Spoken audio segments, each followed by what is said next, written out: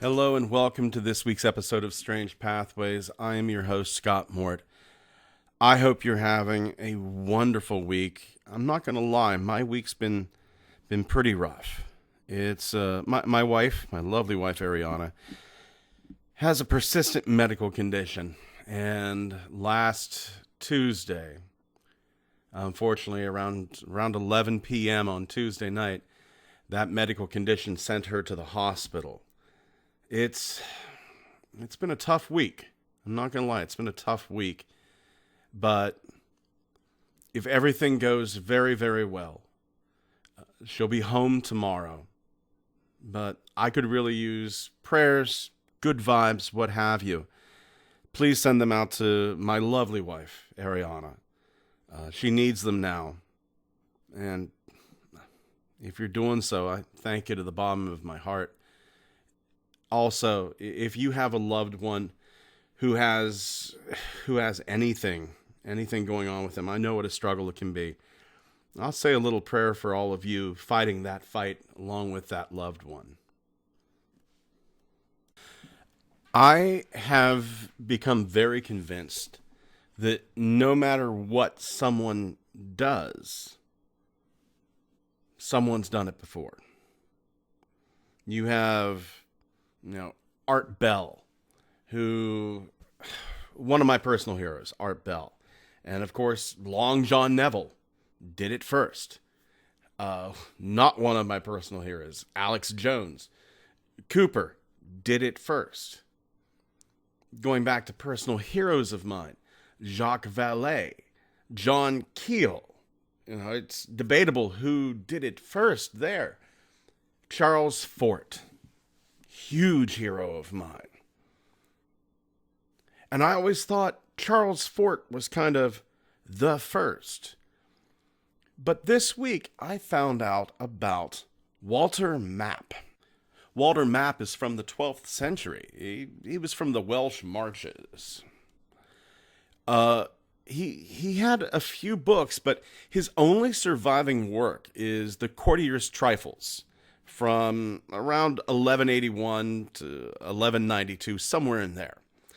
The work is also known as De Nugis Curialium. It's a lot of different stuff. It's history, it's religious debate, mythology, folklore, court satire, and supernatural tales. I'd like to give you a few of these tales. Now, I'm not going to read them word for word, because quite honestly, word for word, it's a little much. But I think I found decent modern interpretations of each one of these stories. So our first story from Map. Once a knight and his wife celebrated the birth of their firstborn child, but their joy was all too short-lived. The morning after their baby's birth, they looked in the cradle and found it drenched in blood. Their child lay dead, his throat savagely ripped open. The knight and his wife tried to have more children, yet each time this horrific nightmare was repeated, as their second and third child were each found butchered. After the birth of their fourth child, they and their neighbors determined to keep a watch all night by the baby's cradle. Just after midnight, only a visiting pilgrim was still awake when he saw the dark figure of a woman stoop over the cradle. He quickly seized her, shouting to rouse the others. A light was fetched, and the company were astonished to discover that the woman was well known to them. She was a pious and noble lady from their town. Some of them ran to this lady's house, but returned in deep bewilderment with an identical lady in tow. She was seen to be like in all respects to the captive. This amazed everyone, but the answer slowly dawned on the pilgrim. He told the company that the woman they had captured by the cradle must be a disguised devil who, out of spite for the pious lady, had taken on her likeness, hoping that she would be blamed for the child murderers. Upon hearing her secret revealed, the unmasked and defeated she-devil leapt up and flew out of the window with appalling shrieks and lamentations. The next story In Wales, a knight called William Loudon visited the Bishop of Hereford, begging for help. William explained that his village was being decimated by a murderous, walking corpse.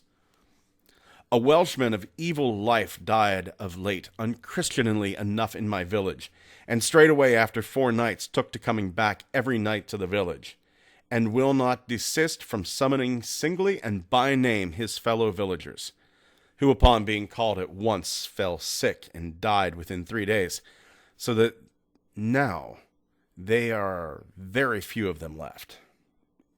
The bishop instructed William and the villagers to dig up the corpse, then cut the neck through with a spade and sprinkle the body and the grave well with holy water before reburying the undead Welshman.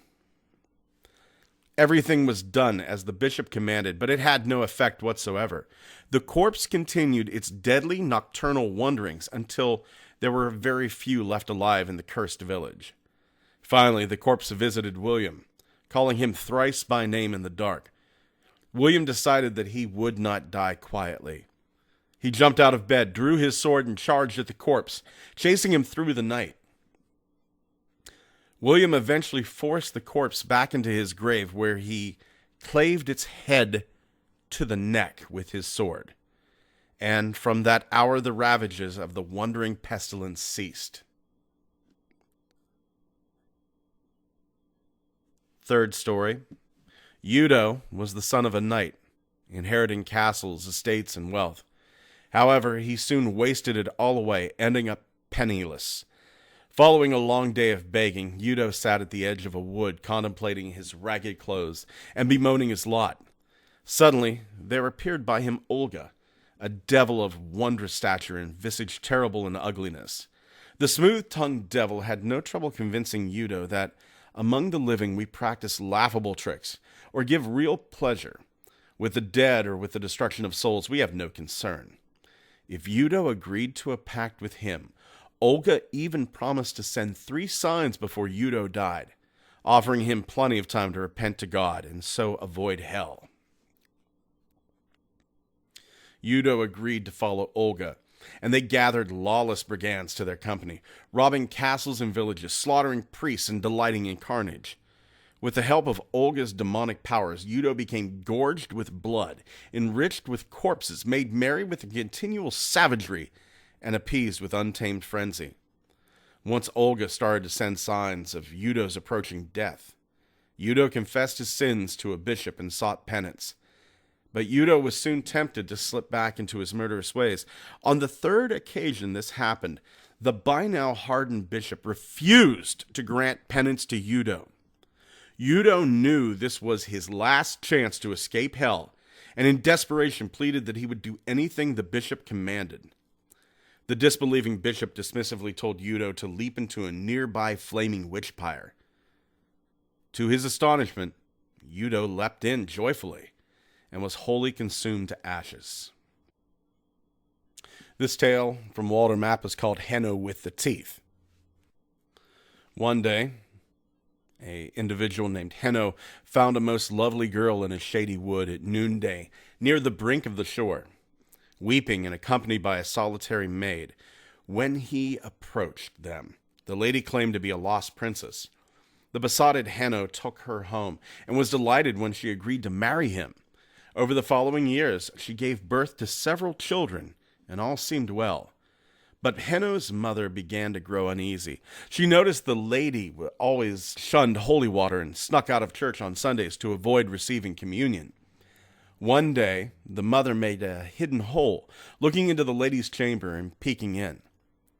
She saw the lady disrobe, climb into a bath, and at once transform into a monstrous dragon. She then leapt out of the bath onto a new cloak, which her maid had spread out for her, tore it into tiny shreds with her teeth, and returned to human form. The terrified mother rushed to tell Hano what she had seen, and they quickly sent for the local priest.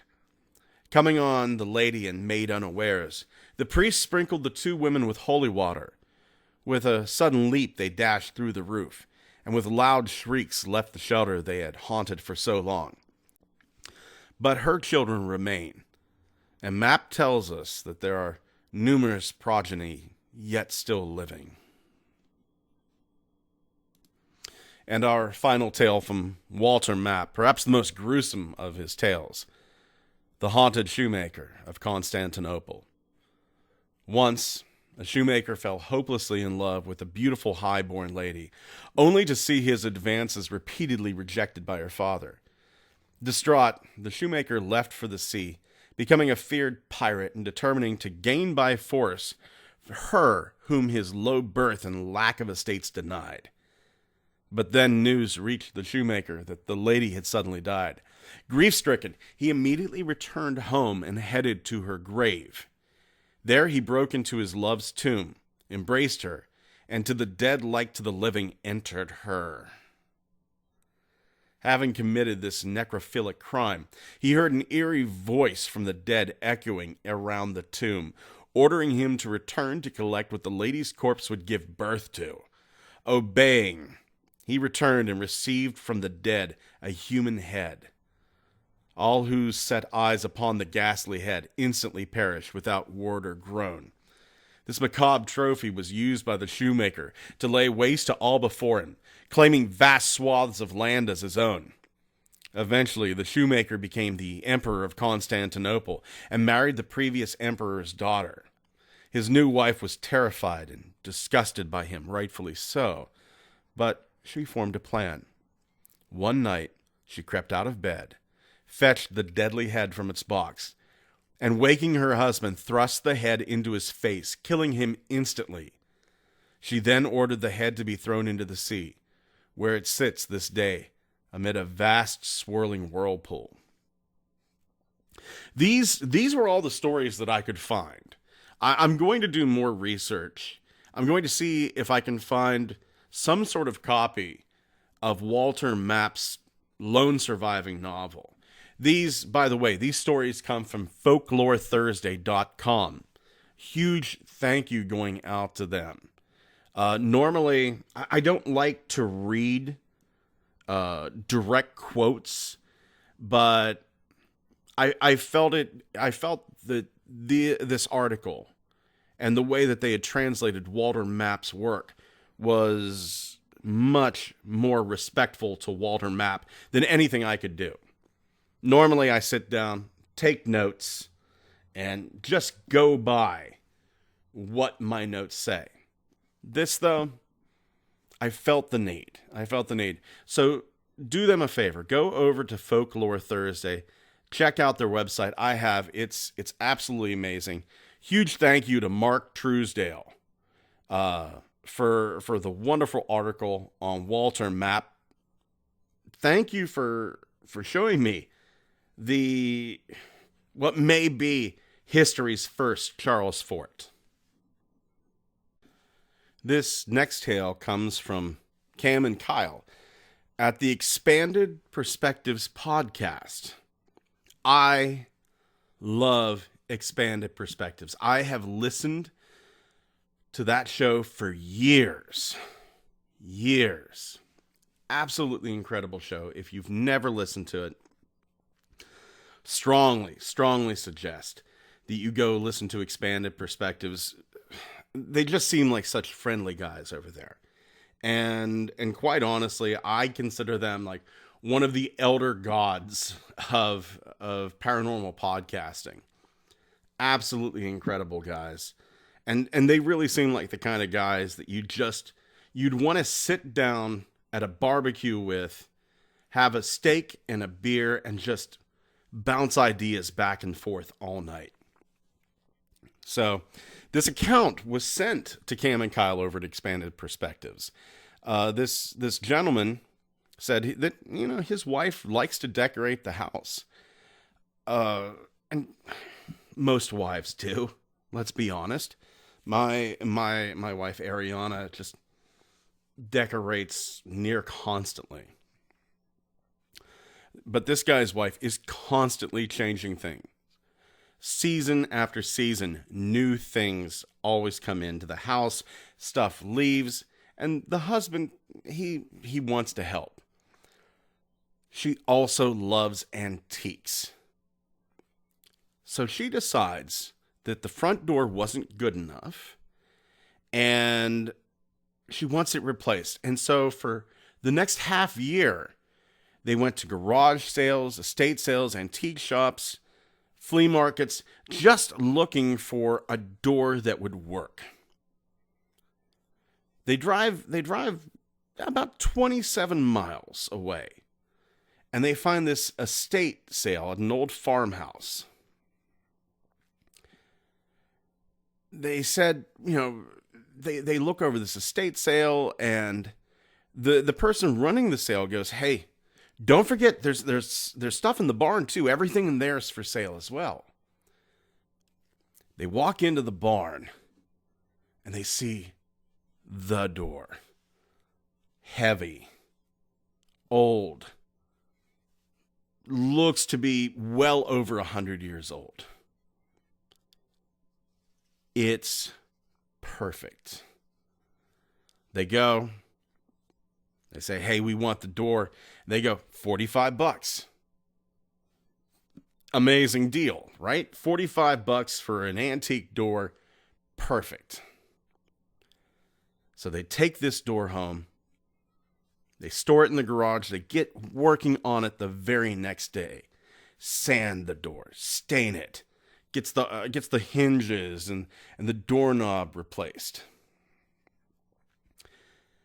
And the gentleman says, "Yeah, wife was right. This is a lovely door. It makes the whole house look better. It gives him a good feeling." And I can understand that. Not only is it a beautiful door, but to put the work into it, yeah. But then, that sense of ease, that sense of a job well done, the sense of getting a good deal on a beautiful antique, starts to falter. Doorknob rattles a little bit. Always seems to happen right as the couple is falling asleep. Just a slight rattle. They would wake up. He would look over. "Do you hear that?" And then just sitting quietly in the dark, listening. They're probably not thinking that it's a ghost. They're probably thinking somebody's trying to break in. He gets up out of bed, checks the front door. Everything's locked. Checks the security cameras on the front porch. No one there. Makes his way back to the bed. And there it is again. The rattling. 6 or 7 times. And then it's almost like this thing evolves. The slamming begins. They would be in a deep, deep sleep. The door would open by itself and slam shut. It would wake them both up. 3 a.m., 4 a.m. Frightening. Remember, the door's locked. So it's unlocking itself, opening itself, slamming itself shut, and locking itself again. They watch the surveillance footage. They could see the whole thing happen. No one's there. This goes on for almost a week. It's affecting their lives. The husband, he can't stay awake at work. His coworkers are concerned. But he can't tell them anything. He can't tell them that his door is haunted. Do you know how insane that sounds? My door is haunted. Not my house, my door. Once again, we make fun of this. We absolutely shouldn't. This is spiritual terrorism. Plain and simple. And who do you turn to? You can't turn to anybody. You can't go to a friend. So before we get back to this tale, I beg you, be that friend people can go to. Start to be the change. Back to the tale. They try everything to stop the door. They put furniture in front of it. They put heavy weights in front of it. They lock it. Nothing works. They decide they're going to remove the door, but then that thought creeps in the back of their head that they're being foolish. So this goes on for another week. He decides that he's going to use his phone to capture what was making the door slam. On the phone around 1 a.m., the door clicks open, begins to swing wildly and change directions just before slamming shut. Sometimes it does that. Sometimes it hits the wall. This goes on for 15 minutes. Stops. The door shuts. Clicks closed. He shows his wife, and they go, yeah, there's something really, really wrong. They remove the door, they take it to the backyard, and they burn it. They replace the front door with a door they get at Home Depot, and the problem goes away.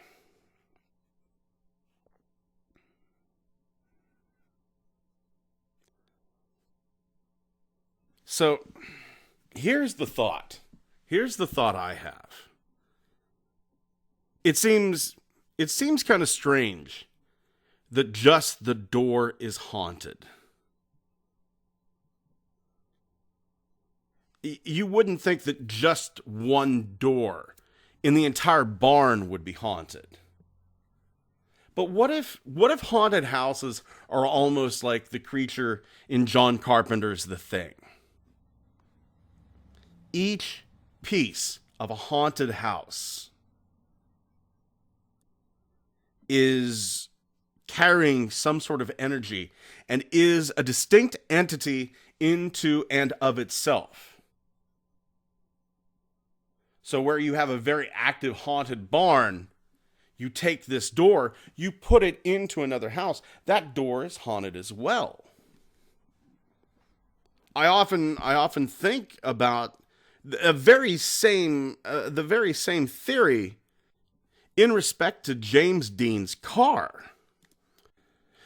The negative energy coming off of James Dean's car was so bad that his friend, fellow actor, Sir Alec Guinness, told him, please don't get in the car.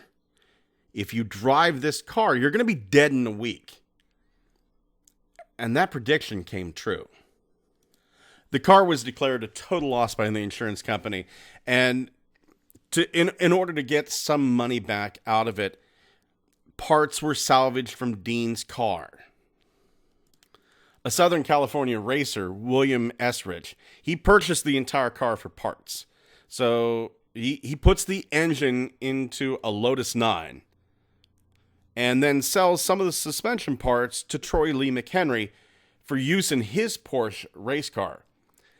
Both men, Troy Lee McHenry and William Esrich, crash in the very same race 11 months after Dean's death. Troy Lee McHenry's Porsche hits the only tree on the racetrack in the very first lap. McHenry dies. The remaining parts of James Dean's car, four wheels, the body, the frame, they're sold to George Barris. Now, he sells 2 of those tires to the Los Angeles chapter of the National Safety Council as a traveling display. He also sells the body. The tires that Barris sold blew at the same time, causes another accident. The body falls from its display on multiple occasions. One time injuring a bystander, and another time killing George Barkas, the truck driver hired to transport the car to a road safety expo. They put it in storage, and then the car catches on fire for no real reason.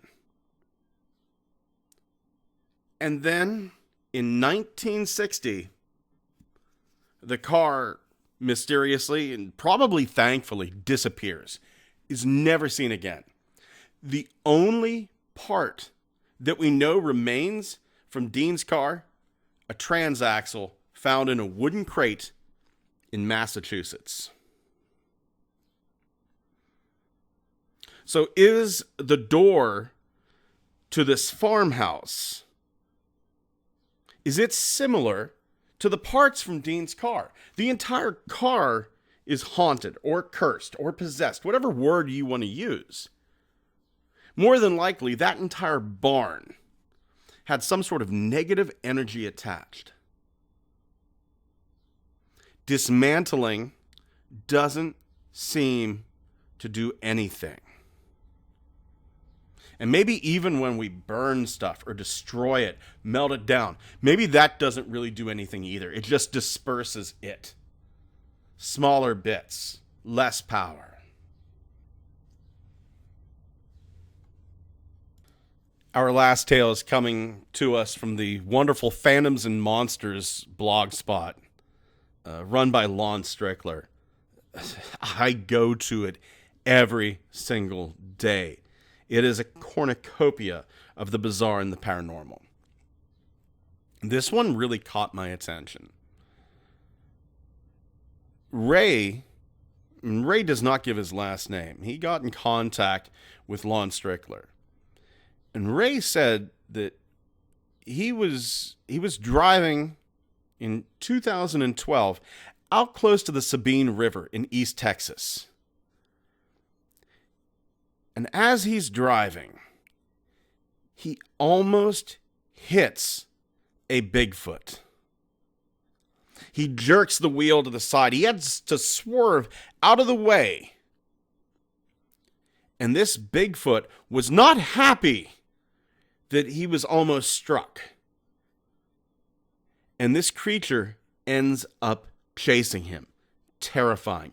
Absolutely terrifying. Fast forward to March 4th, 2022. Ray's eating breakfast in a restaurant in Temple, Texas. He gets up from the table, pays, walks outside, and he's making his way to the corner of the parking lot where his car is. Two men in suits and sunglasses approach him. Pale-skinned. Now these suits, they're not black suits, they're just regular suits. But these men, the skin is so pale, it's noticeable. They ask him about the 2012 Bigfoot incident. Now, he had shared this on, and I'm not familiar with this podcast. He had shared this 2012 Bigfoot incident on a podcast called The Facts by howtohunt.com. Now, these two, and I know they're not in black suits, but we're going to call them that. These two men in black. They tell Ray, we know of this podcast, and we've also heard about your encounter with this Bigfoot through a mutual friend. They asked him questions, and they were in a hurry for him to answer those questions. Now, quite luckily for Ray, he had been dining with friends, and his friends were walking towards him. The men in black, they kind of freak out a little bit. They get in their car, which was a Chevy Tahoe with no plates, and they said, "We'll see you soon. Don't tell anyone else about our visit." And Ray goes, "I'm going to tell everyone. I have no intention of keeping my mouth shut." Ray sees a police car coming through the parking lot. And he goes, "See that cop car? I just called them. They're coming here for you. It's a bluff. it's a total bluff. It's just a coincidence that a cop is driving through the parking lot at that moment. These two men in black are angry. They swear and they peel out of there.